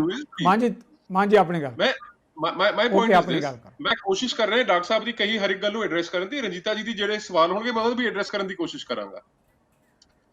ਦੇਖੋ ਜਿਹੜੀ ਗੱਲ ਇਹ ਆ ਜੀ ਕਿ ਇਹਨਾਂ ਨੇ ਕਿਹਾ ਕਿ 19,000 ਰੁਪਈਆ ਜਿਹੜਾ ਮੰਥਲੀ ਐਕਸਪੈਂਡੀਚਰ ਆ ਇੱਕ ਫੈਮਿਲੀ ਦਾ, ਫੈਮਿਲੀ ਸਾਈਜ਼ ਕੀ ਆ, ਫੈਮਿਲੀ ਕਿੱਥੇ ਰਹਿੰਦੀ ਆ, ਕਿਹੜੇ এনवायरमेंट 'ਚ ਆ, ਉਹ ਸਾਰੀਆਂ ਚੀਜ਼ਾਂ ਥੋੜੀ ਜਿਹੀਆਂ ਅਗਰ ਉਸ ਤੇ ਵੀ ਕੁਝ ਕਲੈਰਿਟੀ ਦੇ ਦੇਣ ਤਾਂ ਠੀਕ ਰਹੂਗਾ। ਤੀਜੀ ਗੱਲ, ਚਲੋ ਮਾਨ ਸਾਹਿਬ ਉਹ ਤਾਂ ਲੰਮੀ ਬਹਿਸ ਦਾ ਮੁੱਦਾ, ਉਹਦਾ ਲੰਮੀ ਬਹਿਸ ਦਾ ਨਹੀਂ ਮੁੱਦਾ। Sir, when you throw figures, ਜਦੋਂ ਤੁਸੀਂ ਇੱਕ ਫਿਗਰ ਸਿੱਟਦੇ ਆ ਤੁਹਾਨੂੰ ਨਾਲ ਦੱਸਣਾ ਚਾਹੀਦਾ ਕਿ ਵੀ ਰਿਸਰਚ ਕਿਹੜੀ ਕੰਟਰੀ 'ਚ ਹੋਈ ਆ, ਉਹਨੂੰ ਤੁਸੀਂ ਡਾਲਰ 'ਚ ਰੁਪਏ ਉਹਨਾਂ ਨੇ ਮੈਡੀਕਲ ਜਨਰਲ ਕੋਡ, ਉਹਨਾਂ ਨੇ ਮੈਡੀਕਲ ਜਨਰਲ ਕੋਡ ਕੀਤਾ ਮਾਨ ਜੀ, ਮੈਡੀਕਲ ਜਨਰਲ ਇੰਡੀਆ ਦਾ ਹੈ ਸਰ, ਇਹ ਦੱਸ ਦੇਣਗੇ ਇੰਡੀਆ ਦਾ ਡਾਕਟਰ ਸਾਹਿਬ ਮੈਡੀਕਲ ਜਨਰਲ। ਚਲੋ ਓਕੇ ਓਕੇ ਓਕੇ ਓਕੇ ਜੀ ਡਾਕਟਰ ਸਾਹਿਬ ਤੁਹਾਡੇ ਮੈਡੀਕਲ ਜਨਰਲ ਨਾਲ ਮੈਨੂੰ ਖਾਣੀ ਚਾਹੀਦੀ ਕਰੋ। ਅੱਜ ਦੀ ਪ੍ਰਾਈਸ ਦੇ ਮੁਤਾਬਿਕ ਮੈਂ ਤੁਹਾਨੂੰ ਡਾਟਾ ਦੇ ਰਿਹਾ ਕਿ ਦਾਲ ਕੀ ਪਾ ਤੇ ਚੀਨੀ ਦਾ ਕੀ ਪਾ, ਕਿ ਇਸ ਬੋਲ ਮੈਂ ਨਹੀਂ ਸਮਝਦਾ ਕਿ ਇਹਨਾਂ ਵੇਰਵੇ ਨਾਲ ਮੈਂ ਗੱਲ ਕਰ ਸਕਦਾ। ਚਲੋ ਓਕੇ ਹਾਂ ਜੀ ਠੀਕ ਹੈ, ਤੁਸੀਂ ਆਪਣੇ ਕਮੈਂਟਸ ਕੰਟੀਨਿਊ ਰੱਖੋ। ਸਰ ਮੇਰਾ 7 ਮੈਂਬਰਸ ਦਾ ਪਰਿਵਾਰ ਆ, ਫਰੂਟ ਸਬਜ਼ੀ ਡਰਾਈ ਫਰੂਟ ਆਟਾ ਰਾਸ਼ਨ ਚੀਨੀ ਚੌਲ ਸਾਰਾ ਕੁਝ ਲਿਆਉਂਦਾ, ਮੇਰਾ 19,000 ਰੁਪਏ ਖਰਚਾ ਨਹੀਂ ਆ ਮੰਥਲੀ। ਕੋਈ ਗੱਲ ਨਹੀਂ, ਮੈਂ ਤਾਂ ਰਿਲੇਟ ਕਰ ਰਿਹਾ ਸੀਗਾ ਆਪਦੇ ਨਾਲ। ਹੁਣ ਹੈ ਜੀ ਅਗਰ ਡਾਕਟਰ ਸਾਹਿਬ ਕਹਿ ਰਹੇ ਨੇ ਕਿ ਇੱਕ ਮਜ਼ਦੂਰ ਨੂੰ 2-3 ਬੰਦਿਆਂ ਦੇ ਪਰਿਵਾਰ ਨੂੰ 19,000 ਰੁਪਏ ਦਾ ਰਾਸ਼ਨ ਚਾਹੀਦਾ, ਹੋ ਸਕਦਾ ਚਾਹੀਦਾ, he is an expert, he is a medical expert, I will not debate that. But DBT ਦੇ ਰਾਹੀਂ, ਡਾਇਰੈਕਟ ਬੈਨੀਫਿਟ ਟ੍ਰਾਂਸਫਰ ਦੇ ਰਾਹੀਂ ਹੁਣ ਤੱਕ ਜਿਹੜੀ ਕਮਿਟਡ ਕਿਸ਼ਤਾਂ ਸੀਗੀਆਂ ਉਹ ਸਾਰਿਆਂ ਦੇ ਖਾਤਿਆਂ 'ਚ ਪਹੁੰਚੀਆਂ ਹੋਈਆਂ ਨੇ। ਮੈਂ ਰੈਗੂਲਰ ਲੋਕਾਂ ਨਾਲ ਇਨ ਟੱਚ ਆ, ਹੋਰ ਜਿਹੜੇ ਫਿਲੈਂਥਰੋਪਿਸਟ ਨੇ, ਜਿਹੜੇ ਸਮਾਜ ਸੇਵੀ ਨੇ, ਜਿਹੜੇ ਡਿਪਰਾਈਵਡ ਲੋਕਾਂ ਤੱਕ ਆਪਣੇ ਹੱਥੀਂ ਰਾਸ਼ਨ ਪਹੁੰਚਾ ਰਹੇ ਨੇ, ਆਪਾਂ ਸਾਰਿਆਂ ਨੇ ਇਹ ਸਰਵਿਸ ਕੀਤੀ ਹੈ ਕਿ ਜ਼ਰੂਰੀ ਨਹੀਂ ਆਪਾਂ ਮੈਂਸ਼ਨ ਕਰੀਏ ਕਿ ਆਪਾਂ ਕਿੰਨੀ ਕੁਆਂਟੀਟੀ ਕਿੱਥੇ ਦਿੱਤੀ ਆ, ਆਪਾਂ ਸਾਰੇ ਆਪਣੇ ਹਿਸਾਬ ਨਾਲ ਕਰਦੇ ਆ। ਮੇਰਾ ਕਹਿਣ ਦਾ ਭਾਵ ਇੰਨਾ ਆ ਕਿ ਵੈਨ ਯੂ ਸੇ ਔਰ ਵੈਨ ਯੂ ਸਜੈਸਟ ਕਿ ਜੀ 8 ਰੁਪਏ ਜਾਂ 12 ਰੁਪਏ ਪਰ ਲੀਟਰ ਪੈਟਰੋਲ ਡੀਜ਼ਲ ਇੰਕਰੀਜ਼ ਕਰਦਾ, ਮੈਨੂੰ ਇਫੈਕਟਿਵ ਪ੍ਰਾਈਸ ਹੈ ਦੱਸ ਦਿਓ, ਪੈਟਰੋਲ ਪੰਪ ਤੇ ਡੀਜ਼ਲ ਦੀ ਪਰਚੀ ਦਿਖਾ ਦਿਓ ਕਿ ਵੀ ਲੋਕਡਾਊਨ ਤੋਂ ਪਹਿਲਾਂ, ਲੋਕਡਾਊਨ ਦੇ ਬਾਅਦ 12 ਰੁਪਏ ਕਿਸੇ ਵੀ ਸਟੇਟ 'ਚ ਦਿੱਲੀ ਤੋਂ ਇਲਾਵਾ, ਜਿਹੜਾ ਮੈਨੂੰ ਪਤਾ ਕੇਜਰੀਵਾਲ ਸਾਹਿਬ ਦੀ ਮੈਂ ਗੱਲ ਕਰਦਾ ਆ, ਦਿੱਲੀ ਤੋਂ ਇਲਾਵਾ ਕਿਤੇ ਪ੍ਰਾਈਸ ਹਾਈਕ ਇਫੈਕਟਿਵ ਆਇਆ ਹੋਵੇ ਤਾਂ ਮੈਨੂੰ ਦਿਖਾ ਦਿਓ। ਤੀਜੀ ਗੱਲ, ਜਿੱਥੇ ਤੱਕ ਰੇਲਵੇਜ਼ ਦੇ 85% ਦੇਣ ਦਾ ਸਵਾਲ ਹੈ, ਕੈਨ ਯੂ ਡਿਸਪਿਊਟ ਦੈਟ ਕਿ ਕਿਸੇ ਵੀ ਲੇਬਰਰ ਨੇ ਆਪਣੀ ਪਾਕਟ ਚੋਂ 2 ਰੁਪਏ ਨਹੀਂ ਖਰਚੇ, ਉਹਨਾਂ ਨੂੰ ਟਿਕਟਸ ਕਾਊਂਟਰ ਤੇ ਮਿਲੀਆਂ ਨੇ, ਸਟੇਟ ਗਵਰਨਮੈਂਟ ਦੇ ਕੋਆਰਡੀਨੇਟਡ ਐਫਰਟਸ ਨਾਲ ਮਿਲੀਆਂ, ਉਹਨਾਂ ਨੇ ਰਜਿਸਟਰ ਕਰਾਇਆ ਆਪਦੇ ਆਪ ਨੂੰ ਸਟੇਟ ਗਵਰਨਮੈਂਟ ਦੇ ਪੋਰਟਲਸ ਦੇ ਉੱਪਰ ਜਾਣ ਲਈ, ਉਹਨਾਂ ਨੂੰ ਫ੍ਰੀ ਟਿਕਟਸ ਮਿਲੀਆਂ ਟਰੈਵਲ ਦੀਆਂ। ਉਹਨੂੰ ਪੋਲਿਟਿਸਾਈਜ਼ ਕਰਨਾ ਕਿੰਨਾ ਮਰਜ਼ੀ ਕਰ ਲਓ ਤੁਸੀਂ, ਬਟ ਇਹ ਫੈਕਟ ਆ ਕਿ ਵੀ ਇਹ ਜਿਹੜਾ ਪੈਸਾ ਆ ਹਾਲ ਫਿਲਹਾਲ the government of India, ministry of railways is affording this 85% of it. Okay Mann Sahib ji ਤੁਹਾਡੀ ਗੱਲ ਆ ਗਈ। ਮੈਂ ਰਣਜੀਤਾ ਮਹਿਤਾ ਤੋਂ ਵੀ ਇਸ ਮੁੱਦੇ ਤੇ ਜਵਾਬ ਲੈਣਾ ਚਾਹਾਂਗਾ। ਰਣਜੀਤਾ ਮਹਿਤਾ ਜਦੋਂ ਗੱਲ ਕਰ ਰਿਹਾ ਪ੍ਰਧਾਨ ਮੰਤਰੀ, ਉਹਨਾਂ ਨੇ ਇੱਕ ਸਪੈਸੀਫਿਕ ਜਿਹੜਾ ਇਸ਼ੂ ਉਠਾਇਆ ਉਹ ਹੈ ਡਿਮਾਂਡ ਐਂਡ ਸਪਲਾਈ ਦਾ। ਇਹ ਸਾਡੇ ਦੇਸ਼ ਦੇ ਬਹੁਤ ਵੱਡੇ ਜਿਹੜੇ ਅਰਥ ਸ਼ਾਸਤਰੀ ਆ ਉਹ ਵੀ ਗੱਲ ਕਹਿ ਰਿਹਾ ਹੈ ਕਿ ਜੇ ਮਜ਼ਦੂਰ ਦੀ ਜੇਬ 'ਚ, ਆਮ ਆਦਮੀ ਦੀ ਜੇਬ 'ਚ ਪੈਸਾ ਹੋਏਗਾ ਤਾਂ ਹੀ ਇਕਨੋਮੀ ਦਾ ਪਹੀਆ ਘੁੰਮੇਗਾ। ਡਿਮਾਂਡ ਕਦੋਂ ਪੈਦਾ ਹੋਗੀ? ਡਿਮਾਂਡ ਤਾਂ ਪੈਦਾ ਹੋਏਗੀ ਜੇ ਲੋਕਾਂ ਦੀ ਜੇਬ 'ਚ ਪੈਸਾ ਹੋਏਗਾ। ਲੱਗਦਾ ਹੈ ਕਿ ਬਗੈਰ ਪੈਸੇ ਦੇ ਸਾਡੀ ਇੰਡਸਟਰੀ, ਸਾਡੀ ਇਕਨੋਮੀ, ਸਾਡੀ ਮਾਰਕੀਟ ਸਰਵਾਈਵ ਕਰ ਪਾਏਗੀ। ਰਣਜੀਤਾ ਮਹਿਤਾ ਕਿਵੇਂ ਦੇਖਦੇ ਹੋ, ਗਰਾਊਂਡ ਰਿਐਲਿਟੀ ਕੀ ਹੈ ਇਸ ਮੁੱਦੇ ਤੇ? ਸੰਖੇਪ ਦੇ ਵਿੱਚ, ਮੈਂ ਸਮਾਂ ਵੀ ਬਹੁਤਾ ਇਜਾਜ਼ਤ ਨਹੀਂ ਦੇ ਰਿਹਾ। ਮਹਿਤਾ ਜੀ। ਸੰਧੂ ਸਾਹਿਬ, ਇਕਨੋਮੀ ਦਾ ਜਿਹੜਾ ਸਟ੍ਰੈਟਜੀ ਹੈਗੀ ਹੈ ਕਿ ਡਿਮਾਂਡ ਔਰ ਸਪਲਾਈ, ਇਹ ਸਾਰਿਆਂ ਨੂੰ ਪਤਾ ਹੈ, ਪਰ ਅੱਜ ਇਹ ਦੱਸੋ ਕਿ ਅੱਜ ਕਿਹੜੇ ਮਜ਼ਦੂਰ ਦੀ ਜੇਬਾਂ ਦੇ ਵਿੱਚ ਪੈਸੇ ਪਾਏ ਜਾ ਰਹੇ ਨੇ ਜਿਹਨੂੰ ਖਰਚ ਕੇ ਇਸ ਡਿਮਾਂਡ ਔਰ ਸਪਲਾਈ ਦੇ ਰੇਸ਼ੋ ਨੂੰ ਪੂਰਾ ਕੀਤਾ ਜਾਏਗਾ। ਅੱਜ ਜਿਹੜੇ ਇਹ ਪੈਕੇਜਸ ਦੀ ਗੱਲ ਕਰ ਰਹੇ ਨੇ ਕਿ ਲੋਕਡਾਊਨ ਦੇ ਫਸਟ ਜਦੋਂ ਆਇਆ ਸੀਗਾ ਤੇ 1 ਕਰੋੜ 76 ਲੱਖ ਦਾ ਪੈਕੇਜ ਸੀਤਾਰਮਨ ਨੇ ਦਿੱਤਾ ਸੀਗਾ। ਅੱਜ ਦੀ ਜ਼ਮੀਨੀ ਹਕੀਕਤ ਇਹ ਹੈ ਕਿ ਸਿਰਫ 27% ਲੋਕਾਂ ਨੂੰ ਉਹਨਾਂ ਨੂੰ ਯੂਟਿਲਾਈਜੇਸ਼ਨ ਦਿੱਤੀ ਹੈ, ਓਨਲੀ 27%। 73% ਕਿੱਥੇ ਗਿਆ, ਕਿਹਦੀ ਜੇਬਾਂ 'ਚ ਹੈ? ਇਹ ਮਾਨ ਸਾਹਿਬ ਇਸ ਗੱਲ ਦਾ ਜਵਾਬ ਦੇਣ। ਅੱਜ ਆਮ ਮਜ਼ਦੂਰ ਕੋਲ ਜਾ ਕੇ ਗੱਲ ਕਰ ਲਓ, 2 ਟਾਈਮ ਦੀ ਰੋਟੀ ਦੀ ਲਾਲੇ ਪਏ ਹੋਏ ਨੇ, ਅੱਜ ਉਹ ਮਜ਼ਦੂਰੀ ਨਹੀਂ ਕਰ ਰਹੇ ਔਰ ਇੱਕ ਜਗ੍ਹਾ ਦੇ ਉੱਪਰ ਲੌਕ ਹੋ ਕੇ ਬੈਠੇ ਹੋਏ ਨੇ। ਇਹ ਲੋਕਾਂ ਨੂੰ ਕਿਹਾ ਜਾ ਰਿਹਾ ਕਿ ਤੁਸੀਂ ਇਹਨਾਂ ਤੋਂ ਕਿਰਾਇਆ ਨਾ ਲਵੋ, ਕਿਰਾਏਦਾਰਾਂ ਨੂੰ ਕਿਹਾ ਜਾ ਰਿਹਾ ਤੁਸੀਂ ਇਹਨਾਂ ਤੋਂ ਕਿਰਾਇਆ ਨਾ ਲਵੋ। ਕਿਆ ਲੋਕ ਕੋਈ ਵੀ ਪਿੱਛੇ ਹਟ ਰਹੇ ਹੈ? ਹਰ ਕਿਸੇ ਨੂੰ ਆਪਣੀ ਇਨਕਮ ਤੇ ਪਈ ਹੋਈ ਹੈ। ਅੱਜ ਤੁਸੀਂ ਹਰ ਚੀਜ਼ ਪਬਲਿਕ ਤੋਂ ਐਕਸਪੈਕਟ ਕਰ ਰਹੇ ਹੋ। ਕਿ ਤੁਸੀਂ ਕੁਝ ਉਹਨਾਂ ਵਾਸਤੇ ਅਨਾਉਂਸ ਕੀਤਾ ਹੈ ਕਿ ਤੁਹਾਡਾ ਕਿਰਾਇਆ ਸਰਕਾਰ ਦੇਗੀ, ਤੁਸੀਂ ਨਾ ਦੇਵੋ? ਅੱਜ ਤੁਸੀਂ ਲੋਕਾਂ ਤੋਂ ਐਕਸਪੈਕਟ ਕਰਦੇ ਹੋ ਕਿ ਉਹ ਸੰਸਥਾਵਾਂ ਜਾ ਕੇ ਉਹਨਾਂ ਨੂੰ ਰਾਸ਼ਨ ਵੰਡਣ। ਅੱਜ ਜ਼ਮੀਨੀ ਹਕੀਕਤ ਇਹ ਹੈਗੀ ਹੈ ਕਿ ਜਿਹੜੀ ਕਿੱਟ ਬਣਦੀ ਸੀ 5 ਕਿਲੋ ਆਟੇ ਦੀ ਤੇ 2.5 ਕਿਲੋ ਚਾਵਲ ਦੀ, ਜਿਹਦੇ ਵਿੱਚ ਇੱਕ ਰਿਫਾਈਨਡ ਦੀ ਕੈਨੀ ਤੇ 1 ਨਮਕ ਦਾ ਪੈਕੇਟ ਸੀਗਾ। ਅੱਜ ਆਮ ਪਬਲਿਕ ਕੋਲ 1 ਕਿਲੋ ਆਟਾ ਤੇ 1 ਕਿਲੋ ਚਾਵਲ ਪਹੁੰਚ ਰਿਹਾ ਹੈ। ਕੱਲ 6 ਮਜ਼ਦੂਰ ਮੇਰੇ ਕੋਲ ਇਕੱਠੇ ਹੋ ਕੇ ਆਏ ਨੇ ਕਿ ਮੈਡਮ ਸਾਨੂੰ 1 ਕਿਲੋ ਮਿਲੇ, ਜਦੋਂ ਸਰਕਾਰ ਵੱਲੋਂ 5-5 ਕਿਲੋ ਦਿੱਤੇ ਅੰਦਰ 4-4 ਕਿਲੋ ਕਿਹਦੀ ਜੇਬ ਦੇ ਵਿੱਚ ਜਾ ਰਹੇ ਹੈ। ਤਾਂ ਗਰਾਊਂਡ ਰਿਐਲਿਟੀ ਚੈੱਕ ਕੀਤੇ ਬਿਨਾ Okay. ਤੁਸੀਂ ਖੋਖਲੇ ਦਾਅਵੇ ਵਾਦੇ ਨਹੀਂ ਕਰ ਸਕਦੇ। ਜਦੋਂ ਤੁਸੀਂ Thank you. ਨੋਟਬੰਦੀ ਕੀਤੀ ਸੀ ਤਾਂ ਤੁਸੀਂ ਉਹ ਬਹੁਤ ਬੜਾ ਕਰੋਨਾ ਪਹਿਲੇ ਲਿਆਏ ਇਸ ਦੇਸ਼ ਦੇ ਵਿੱਚ, ਜਿਹਨੇ ਕਿ ਦੇਸ਼ ਦੀ ਜੀਡੀਪੀ ਨੂੰ 2% ਨੀਚੇ ਕਰ ਦਿੱਤਾ ਸੀ। ਤਾਂ ਤੁਸੀਂ ਅਨੀਤਾ ਜੀਐਸਟੀ ਮਹਿਤਾ, ਲਿਆਏ thank ਸੀ, you very ਤੁਸੀਂ much, ਬਹੁਤ ਵੱਡਾ ਲੰਮਾ। ਕਰੋਨਾ ਇੱਥੇ ਲੈ ਕੇ ਆ ਗਏ ਸੀ। ਓਕੇ ਅਨੀਤਾ ਜੀ, ਆਪਾਂ ਨੂੰ ਰੁਕਣਾ ਪੈਣਾ ਹੈ ਕਿਉਂਕਿ ਸਮਾਂ ਇਜਾਜ਼ਤ ਨਹੀਂ ਦੇ ਰਿਹਾ। ਰਮਨੀਕ ਮਾਨ ਜੀ, ਮੈਂ ਇੱਕ ਲਾਈਨ ਦਾ ਜਵਾਬ ਜਿਹੜਾ ਜ਼ਰੂਰ ਚਾਹਾਂਗਾ। ਜਿੱਦਾਂ ਦੀਆਂ ਪ੍ਰਸਥਿਤੀਆਂ ਬਣੀਆਂ, ਚਾਹੇ ਰਾਜ ਸਰਕਾਰਾਂ ਦੀ ਗੱਲ ਕਰ ਲਈਏ, ਚਾਹੇ ਵੱਖ-ਵੱਖ ਪੋਲੀਟੀਕਲ ਸਿਸਟਮ ਦੀ ਗੱਲ ਕਰ ਲਈਏ, ਇਸ ਸੰਕਟ ਦੀ ਘੜੀ ਦੇ ਵਿੱਚ ਸਾਰਿਆਂ ਨੂੰ ਇੱਕ ਦੂਜੇ ਦੇ ਸਹਿਯੋਗ ਦੀ ਜ਼ਰੂਰਤ ਹੈ। ਤੁਸੀਂ ਵੀ ਖੁਦ ਵੀ ਕਹਿ ਰਹੇ ਹੋ ਕਿ ਇਦਾਂ ਦੀ ਦੂਸ਼ਣਬਾਜ਼ੀ ਨਾਲ ਪਰ ਵਿਰੋਧੀਆਂ ਦੀ ਗੱਲ ਵੀ ਜ਼ਰੂਰ ਸੁਣੀ ਚਾਹੀਦੀ ਹੈ। ਰਮਨੀਕ ਮਾਨ ਜੀ, ਮੈਂ 2 ਲਾਈਨਾਂ ਦਾ ਕਮੈਂਟ, ਇਹ ਵੀ ਕਿਉਂਕਿ ਸਮਾਂ ਹੀ ਇੰਨਾ ਮੈਂ ਤੁਹਾਨੂੰ ਕਹਿ ਰਿਹਾ ਜੀ। ਸਿੱਧੂ ਸਾਹਿਬ, ਬੜੇ ਸੰਖੇਪ ਚ ਜਿਹੜਾ ਇੰਡੀਅਨ ਇਕਨੋਮੀ ਦਾ ਸਰਵਾਈਵਲ ਔਰ ਰਿਵਾਈਵਲ ਦਾ ਜਿਹੜਾ ਰੀਜ਼ਨ ਹੈ ਉਹ ਇਹ ਆ ਕਿ ਆਪਾਂ ਇੱਕ ਕੰਜ਼ਿਊਮਰ ਡਰਿਵਨ ਇਕਨੋਮੀ ਆ। ਅਸੀਂ ਦੁਨੀਆ ਦੀ ਸਭ ਤੋਂ ਵੱਡੀ ਕੰਜ਼ਿਊਮਰ ਇਕਨੋਮੀ ਆ ਸਾਹਿਬ। ਔਰ ਜਿਹੜਾ ਤੁਸੀਂ ਬਿਲਕੁਲ ਰਾਈਟ ਕਿਹਾ, you are perfectly correct when you say ਕਿ ਕੰਜ਼ਿਊਮਰ ਡਰਿਵਨ ਇਕਨੋਮੀਜ਼ ਉਦੋਂ ਵੱਧਦੀਆਂ ਨੇ ਜਦੋਂ ਕੰਜ਼ਿਊਮਰ ਦੇ ਹੱਥ 'ਚ ਪੈਸਾ ਹੁੰਦਾ ਹੈ, ਕੰਜ਼ਿਊਮਰ ਸਪੈਂਡਿੰਗ ਹੁੰਦੀ ਹੈ। ਸੋ ਇਹ ਗੱਲ ਜਿਹੜੀ ਇਹਨਾਂ ਨੇ ਚੱਕੀ ਆ ਕਿ ਰਾਸ਼ਨ ਨਹੀਂ ਪਹੁੰਚਦਾ, ਹੋ ਸਕਦਾ ਕੋਈ ਇੱਕ ਅੱਧੀ ਗੱਲ ਕਿਤੇ ਹੋਵੇ, ਬਟ ਫੈਕਟ ਆ। ਮੈਂ ਵੀ ਰਾਸ਼ਨ ਤੇ ਬਹੁਤ ਬਹਿਸਾਂ ਹੋ ਗਈਆਂ ਰਾਸ਼ਨ ਤੇ ਜੀ। Thank you very much. ਆਪਾਂ ਰਾਸ਼ਨ ਤੇ ਗੱਲ ਨਹੀਂ ਕਰਕੇ ਬਹੁਤ ਬਹਿਸ ਹੋ ਗਈ ਹੈ।